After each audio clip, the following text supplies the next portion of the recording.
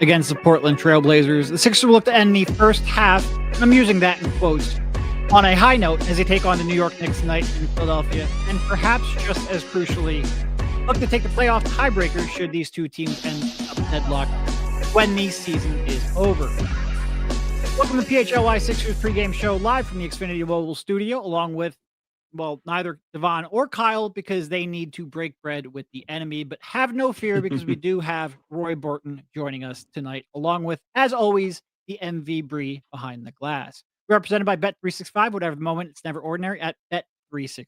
How you doing, Roy? It's been a minute. It's been a minute, Derek. How's it going, man? I'm feeling pretty good. This is, the last game before the break, so it's always a weird one, but I'm glad to be spending tonight with you.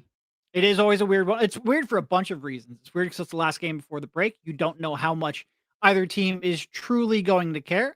It's weird because, it's first game back home after a long West Coast road trip. Teams tend to have down nights in those games as well. And it's weird because there's going to be some injuries that we, of course, have to talk about with this team. But Sure. it could be a crucial game. I say could be because right now these Sixers are, I believe, 3 games behind the Knicks in a loss column. So a win tonight would put them 2 games behind. And they've already won 2 out of 3 against the Knicks. So if they win this, they will clinch that tiebreaker should these two teams end up tied, which, again, I think most people would expect the Knicks to close out the season stronger. They're a team that came into the season with higher expectations. They probably have fewer injury concerns to worry about, but it is within the realm of possibilities that these two teams could be close when all is said and done, and it would be great to have that tiebreaker. Yeah, absolutely great to have that tiebreaker. But that's the thing. It's like, you really want to kind of push to win this game because this game means more than, other games, other games in the 82 game schedule. But again, as we mentioned before, last game before the break, a lot of guys are going to be on that first thing smoking tomorrow morning, headed to wherever. So again, we always wonder, what the motivation is like in games like this. So hopefully we get 4 good quarters tonight because, again, this game means something. Hold up, Roy. Are you trying to suggest that players, when they have a week off, don't spend it in 20-degree Philadelphia? You know what? I've watched a little bit of basketball, followed the NBA for a couple of years. I'm guessing that some of these guys are tired of looking at the snow that never melts, and they might be going to some warmer destinations in a couple of hours. I'm just saying. I'm just guessing. It's probably a pretty good guess. It is one of those games where a lot on the line. You don't really know what you're going to get. It sort of feels like an end of season game in that regard, but it is one where, this is a team that the Sixers have played pretty well against. Now, a big reason they've played pretty well against is Joel Embiid, is able to get going against the squad. But you still have, and Embiid's not the only absence. We'll get to that in a minute, but you still have Tyrese Maxey. You still obviously don't have Paul George. You still have Tyrese, you still have VJ. Hopefully you get a better game from VJ in this one. But you have, things that you can go to in this. I guess, what are you sort of looking at? What's your first kind of thing that you're focusing on for the Sixers to hopefully get this dub? Well, tonight, again, you're facing a Knicks team that has basically historically kind of really beaten you on the boards quite a bit. So, I really want to see this team, and again, without Joel Embiid is going to be difficult, but I want this team to kind of fight on the glass, right? Like, you're going to have to fight on the glass in order to get some, in order to be at least be competitive tonight. And we saw against Portland that wasn't the case. They got out rebounded against the Trailblazers by 18. You gave up 20 offensive rebounds. You can't give up. You can't have that much of a rebounding disparity against this Knicks team because you're not going to win. So more than anything else tonight, and I know you're shorthanded. You need everybody. You need a team effort going kind of on that glass because, again, if you get out rebounded again like you did on Monday night, like, you're not going to win this game, and you're going to have a 2-2 season series, and again that might come back to bite you in April. Yeah, that was a game against the Blazers where, like, the 3-point shooting got a lot of attention. The defensive rebounding was absolutely abysmal, and it really is tough to win when you combine the two of those. Even just with that dreadful defensive rebounding, it was unacceptable, and it was something we talked about coming into the game. Because Portland, despite the fact that they take a lot of threes, they do grab a lot of long rebounds, and it just seemed like the Sixers came into that game completely unprepared for it, and they didn't win the hustle battle at all, which you cannot both give up better shots and lose a hustle battle and expect to come away with the win. Is there anything in particular that you're looking for? I don't mean to cut you off, but is there anything in particular you're looking for? Again, I know this is a kind of a weird game, but given the fact that you're a little bit shorthanded, is there anything in particular are you concerned about going into the break? Yeah, I mean, I guess now is probably a good enough time. We have a couple of stats here on the Knicks to bring up, which sort of tie into that. And you're 100% right to talk about the defensive rebounding because the Knicks are third in the league in offensive rebounding and fifth in the league in defensive rebounding. And when you combine those two things, it is a really tough matchup for the Sixers. On top of that, they are an incredible three-point shooting team, and they're one of the top 5 offensive teams in the league and pretty much have been all season long. So they are certainly going to stress you. It is the Blazers took a lot of threes, but they were the worst percentage-wise three-point shooting team in the league. And you knew they were going to take them. They ended up making them. This is a team where if you give up those same quality looks, I mean, you could have a repeat of the other night. So yeah, you really have to do a good job. And those two go hand in hand. I think a lot of people offensive rebounds, when teams get a three-pointer off of an offensive rebound, they tend to be some of the highest look shots they're going to get all night. So if you give up that offensive rebound, you get in scramble like that, you're going to have a hard time recovering back out the shooters, especially for a team like the Sixers who already struggle recovering back out the shooters.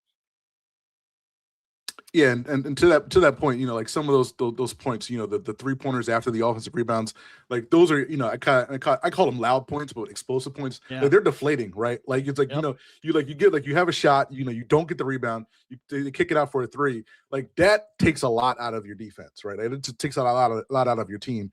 And again, you have you had a bunch of those on Monday night. Again, hopefully you can't have the same thing tonight against the Knicks, or else it's gonna be a long night for the Sixers. Yep. Through 3 games against the Knicks, Joel Embiid led the team with 32 points, 10.5 rebounds, and 5.0 assists. You're obviously not going to have his services here tonight. Tyrese Maxey, the second leading scorer at 29.3 against the Knicks in those 3 games. But also VJ Edgecombe has had a strong 3 games against the Knicks with 21 points, 3 rebounds, and 4 assists, shooting 42.1% from three-point range in those 3 contests. He has been a little bit up and down here of late, specifically against the Blazers. You needed more from him, especially with the big man out, especially with Paul George out as well. What are you looking to see from him here in this one? Just a little bit more consistency, on the offensive end. Defensively, he's been pretty decent. I mean, pretty good. I'll say. I think in January, he and Maxey were like top. They're both top 5 in steals in the NBA. So defensively, I think he's been fine. I think just more consistency, like you said, with Paul George being out, like you're going to need VJ Edgecombe to be a more consistent, offensive player. Like you should be able to kind of get looks, more looks now or more opportunities now with Embiid out, and with Grimes out tonight. So yeah, you're going to need VJ Edgecombe to have a really decent offensive night. So just more offensive consistency from VJ Edgecombe over the next month and a half until George comes back. I think that's the main thing tonight. Again, like I think I'm more concerned about that than winning or losing. Yeah, because again, I think this is going to be a long stretch without Paul George. So you're going to need that ancillary scorer, to be consistent, especially if this knee injury with Joel Embiid is lingers a little bit. Yeah, hopefully not. And obviously, we will check in from Kyle at the arena, but there's a lot of talk about that before the game. Sounded like after the Suns game, he had come down with some soreness. Hopefully, they're just being cautious. We've heard that before. Sometimes it's been right. Other times, yeah. So hopefully this is one where, he gets 8 days off or whatever it is. Well, even more, 10, 11 days off if you count these 2 games. But 8 more days off with that All-Star break, and he is good to go when they come out of it because, I mean, you can't beat down Paul George and Joel Embiid and hope to, gain ground in a even open Eastern Conference. You need him back on that. In terms of the Knicks in the 3 games against the Sixers, surprise, surprise, it has been Jalen Brunson leading the way. 28 points, 6.3 assists, shooting 39.1% from 3. Outside of that, it has been a collective effort. You have Karl-Anthony Towns at 18.3, OG at just under 15, Miles McBride coming in at just under 15 as well, then McHale at 14, and so on and so forth. So I guess in terms of matching up with the Knicks, we mentioned it earlier, offensive rebounding, then the 3-point line. Anything else really stand out about these guys to you? Nothing specifically. Obviously you got to figure out, we talked about rebounding. Obviously you have to figure out a way to kind of neutralize Mitchell Robinson because, he's been a thorn in your side, especially on the glass in these games. Hopefully we can see the VJ Edgecombe defense that we saw in the first game of this Knicks Sixers series. Yeah. He made Brunson work for everything. That first game at the Garden this year. Obviously Brunson, being the player that he is going to, get his at some point. So these last two games, he's been quite a bit better. But, maybe we get another one of those VJ Edgecombe performances where, Brunson's going to get his 20, 25 shots, but he's going to have to work for, this 20, 25 points. So again, like we'll hopefully get a little bit more of that from the defensive side for VJ tonight. No, I mean, that's a great callback because that game against Brunson that VJ had, it really was impressive because this is I've said this before. This is an archetype in Brunson with his stop and start play, with the way he's able to draw fouls, and with the way he's able to shoot coming off of a screen. Like he is tailor made to give a young guard fits. Like a rookie should not be able to come in there and defend him and hold his own and look good doing it. And he did more than just hold his own. Like he really made him work for every point he got. He really took him out of the game at times. It was he's had a bunch of really good defensive performance, but I think that was probably his coming out party defensively, and they're going to need it because this is like I said, they love the driving kick, they love the offensive rebounds. Both of those lead to 3-pointers. The easiest way to prevent both of those is to stop the point of attack. Hasn't exactly been a strength of the team as a whole for the year, but VJ, if there's anyone that's going to step up and meet that challenge, it's going to be him. All right, let's see here. I need more aggression from VJ. Obviously he has had his moments. The Golden State game coming top of mind. Outside of that, last two games been a little bit of a struggle. 11 points against Portland on pretty bad shooting. Only 5 points the previous game against the Suns, albeit in a win. He has it's a long season for a rookie, especially one who has never played this many games. But you do need more. And hopefully you need a pretty good team effort. Like you need good defense from Barlow, good defense from Kelly, especially with your down a couple of guys here.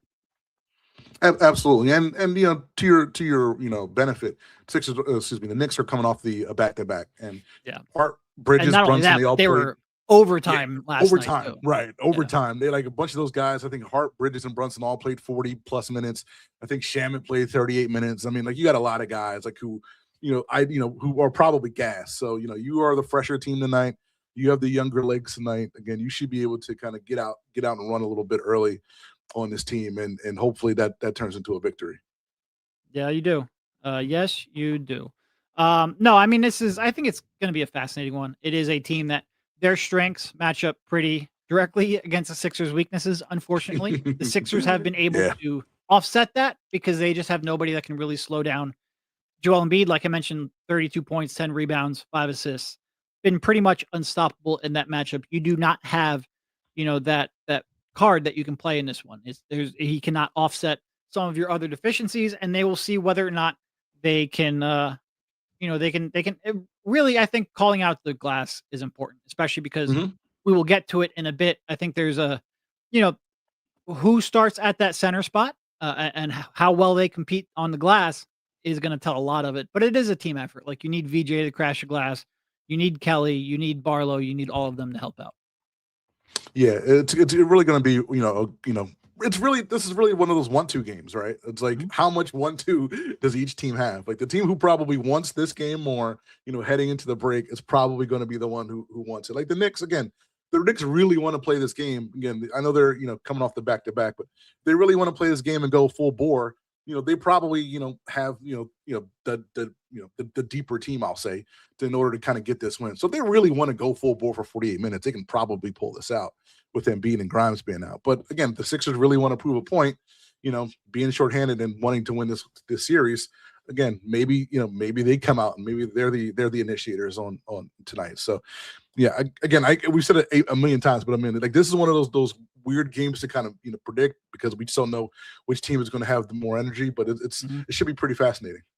No, and it's definitely one where you want to get out there and you want to force turnovers and get out there because you do not want to keep this confined to a half-court game, especially if you can run maybe with Bona in that lineup. All right, final game before the All-Star break, Sixers versus Knicks. We got more to come here on the other side on the PHLY Sixers pregame show.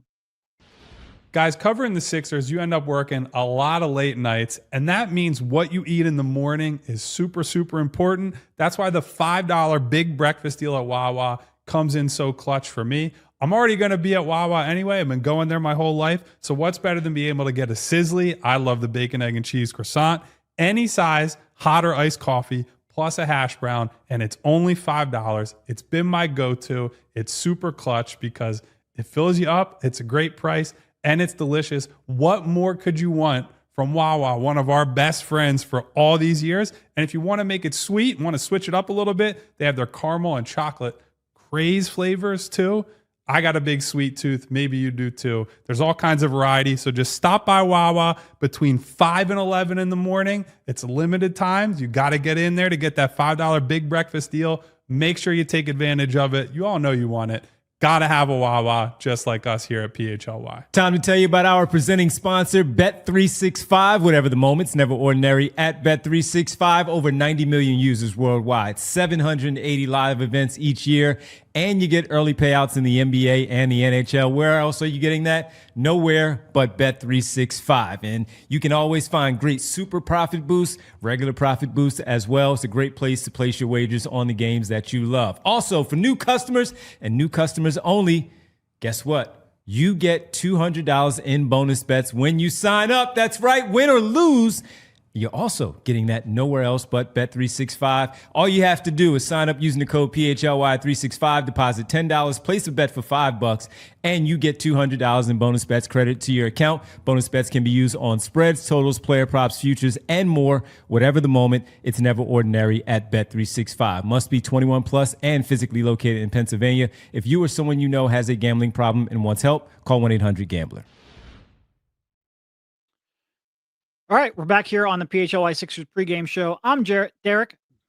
Just can't even say my own name. I'm Derek, joined by longtime friend Roy Burton, along with Bree in the producer's chair. All right, so I think we had a check-in here from Kyle. So I think before we get to the full starting lineup here, which we got some people guessing on the lineup, hasn't exactly been correct. We'll get to that in a second. But I think before we do that, let's check in here from Kyle from the arena. We're up to 2 missed games in a row now for Joel Embiid. He is out on Wednesday against the Knicks after missing Monday's game against the Portland Trail Blazers to end their West Coast road trip. Joel reported soreness after the win in Phoenix on Saturday night.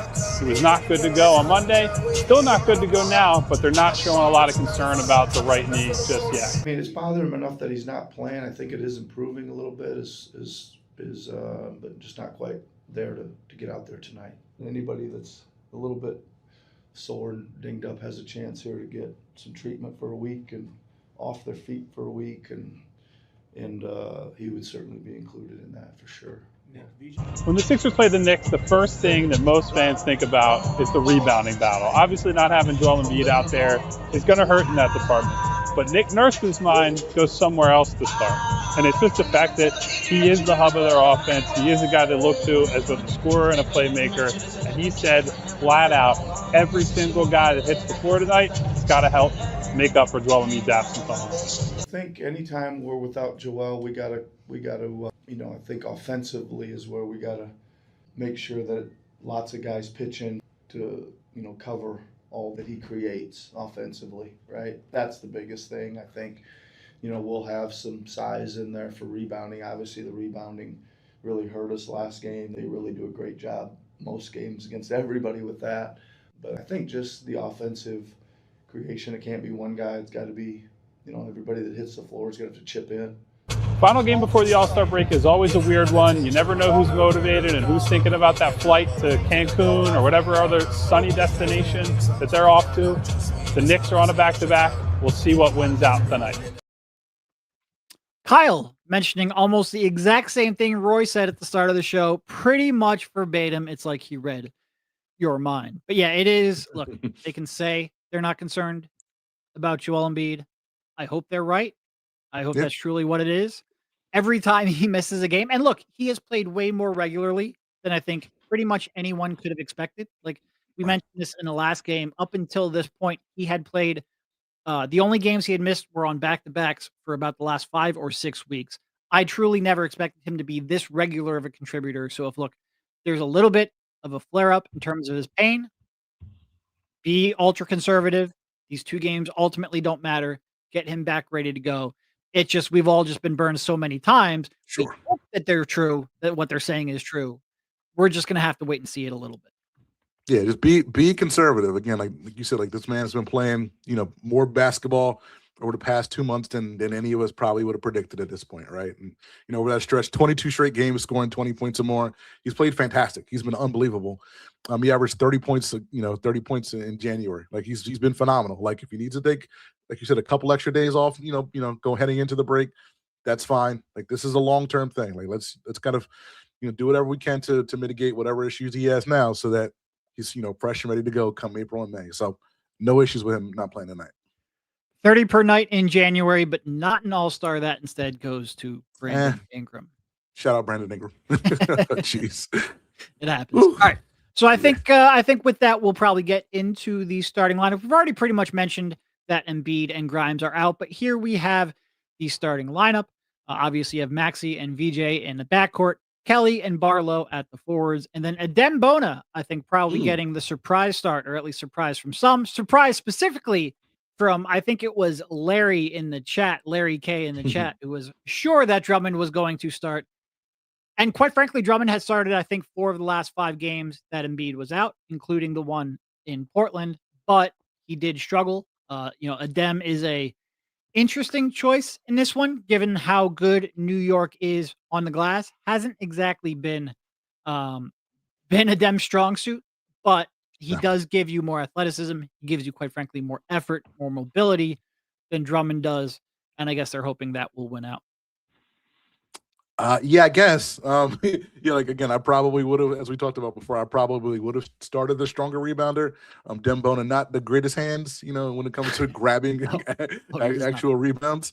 But like you said, he's more athletic. He can kind of get up and down. Knicks get up and down. I mean, this is a team that runs a little bit. So again, maybe you're going athleticism versus athleticism, and maybe Drummond is is the rebounder for the second unit. When Mitchell Robinson comes in. So maybe that's the logic behind it. I don't know, but. Again, we'll see what happens tonight. Not the way I probably would have gone. I'll put it like that. Yeah, it will be interesting. Like I said, if you're going to give up some on the glass, okay, but you really got to get some turnovers. And look, with VJ and Kelly and Barlow and Adem, you can play some pretty aggressive defense and maybe force some turnovers, which you're going to have to do because I do agree. Rebounding could be a little bit of a struggle. And I'm really curious to see how long they have Barlow out there as well. He's been one where he starts games, hasn't necessarily been getting a huge minute workload. I think this is a game where, because of how well, the Knicks are at hunting shots, how good they are at shooting from the perimeter, you need someone who can help you force turnovers, really show on that ball handler when he's driving, still have the athleticism and the length to get back out on the perimeter. Hopefully he has enough going where Nick gives him 25, 30 minutes, because I think you're going to need his defense and his ability to force turnovers in a pretty big way. Yeah, I agree with that. Did you see? Does the Knicks lineup come out? Because I've been checking. I assume it's the same as last night. I know Anunoby's out. I did not check. I think I have their Twitter feed open in one of my way too many tabs. All right, I did find it right here. So we've got Brunson, Shamet, Hart, Bridges, and Towns as a starting 5 for the Knicks. So I think pretty much same as last night. Yeah. Chalk as last night. And again, like most of the 4 of those guys played 38 minutes last night. So again, like you got to, you should be able to run those guys, up and down the court a little bit early. Maybe get them disinterested, by the third quarter, and maybe you can kind of, have some Marjan Beauchamp minutes in the fourth. I mean, he gave you more the other night than most players did. You might get some Marjan Beauchamp even without that. No, I mean, this is it probably is, because like I said, Embiid in this matchup has pretty much been the equalizer. They will get extra possessions. They will get loose balls. They're quite frankly out hustle you. Embiid has just been dominant enough, and that Embiid Maxey 2-man game has been dominant enough going all the way back to that playoff series that it can help cover up a lot of those flaws. Can't do that here, but hopefully, it sort of reminds me a lot of times the pure hustle teams, the teams that get by on the grit in the regular season, they struggle a little bit in the playoffs because everybody's locked in, everybody's focused, everybody's hustling. I wonder if maybe them playing last night and playing as much as they did last night might help offset some of their just natural we out hustle teams. Maybe they're just don't quite have as much as they normally do, and don't kill you on the glass as much, and gives Maxey and VJ a chance to put up. You really do need a big game from VJ though. Like, you are not winning if he scores 11 or 5 points in this one. You need him to be aggressive. You need him to be attacking, and you need him, quite frankly, to be running offense so you can try to get Maxey off ball a little bit and try to get some easy shots for Maxey, because Tyrese still continues to struggle from the outside. I think part of that is the fact that he has to create so much by himself. I think part of that is, because he doesn't have anyone there to create shots for him. If VJ can be more aggressive and really collapse the defense, that will help them in a big way. Just real quick, any thoughts, on the number of minutes we saw from Lowry on Monday? I know we're a little shorthanded at guard. Like you are trying to give me a heart attack here, aren't you? I'm just saying, like, do we see more minutes from some of the other guys at guard? I'm just asking the question. Like, I mean, I know, Beauchamp just got here, but I mean, I would play Beauchamp over him. I think Beauchamp I'd love to see what Beauchamp does in actual high leverage, or at least not, low leverage minutes.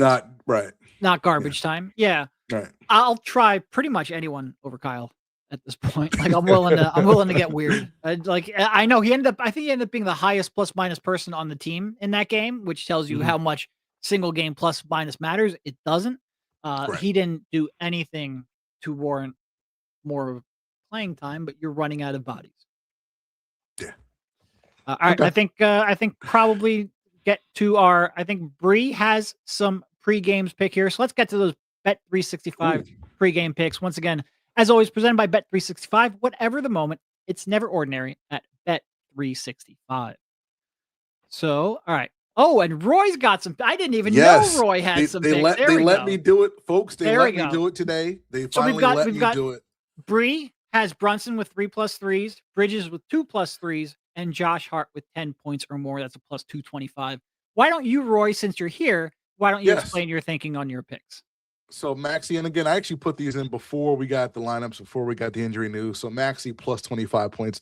I think that's a pretty reasonable number for Tyrese Maxey, as we talked about with his history against the Knicks. Mitchell Robinson, 7+ rebounds. Again, has had a pretty decent history against the Sixers on the glass. Sixers shorthanded up front. So I do like Robinson at 7+ rebounds.